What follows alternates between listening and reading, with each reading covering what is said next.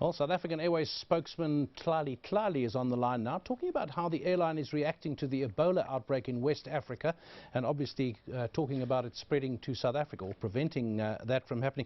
Good morning, Tlali. Ebola has certainly been in the news. I think the issue is generating more heat than light, but obviously you have to take a view, you have to take action when it comes to health issues. So what have you been doing in relation to the Ebola outbreak? Good morning, David, and good morning to your viewers. Look, this is a matter of great significance in the sense that it impacts on customer decision as to whether they must travel or not travel. For us as South African Airways, we have a relationship with the government, and we have the National Department of Health through the Port Health Division that are responsible for giving notifications to the airlines about the need to put any additional measures in place or not in instances where such an event like this were to occur. Up to this point, we have not received any such notification for us to put in place additional measures. However, we continue to engage with our crew and members of staff, where we have regular briefing sessions, really reinforcing the message around vigilance and precaution. We continue to operate to 5 destinations in West Africa, and there hasn't been any impact insofar as our load factors are concerned. Tlali, we've got some pictures on the screen as you're speaking. Obviously, you can't see people in quarantine-type suits to protect themselves from infection. There seems to be a lot of panic about it. I mean, it's a horrible disease, but I gather it can only be passed on person to person, not through the air, as it were.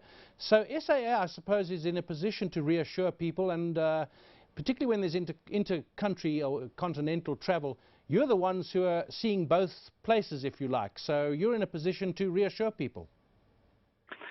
Absolutely. As I have indicated to you, that the Port Health Division from the National Department of Health is there to give a notification to say, guys, you need to put additional measures in place. But what we can also indicate is that our staff and our crew members, as part of their training, they have been equipped with the skill to deal with cases of this nature, and that involves keeping an eye and being on the lookout for certain visible signs. All of us are aware of certain things about Ebola, the manner in which it is transmitted, the visible signs that one can pick up.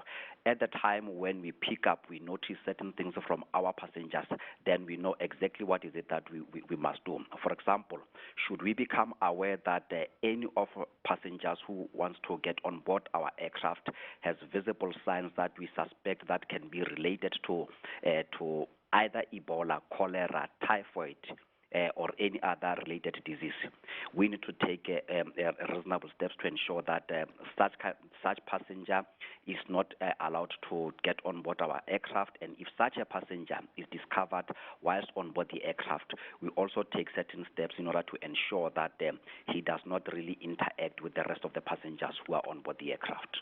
Is there concern amongst your crews about this, because they don't have a choice really? They've got to go where the schedule tells them.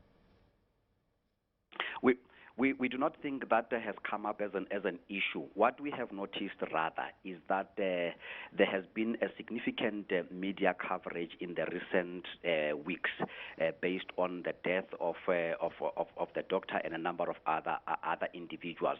However, as an airline, we got a notification about this disease outbreak taking place as far as March this year, and all our crew members have continued to operate, to come to work, to report for duty, and have been servicing that route. We have not had any incident involving our members of staff to have been infected by this disease.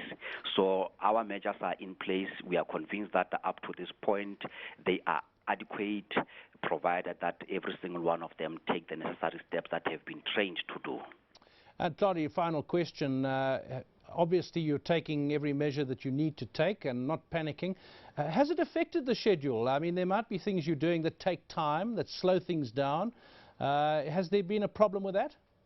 It hasn't affected the schedule. It hasn't affected our load factors. We have put measures in place. The staff is there.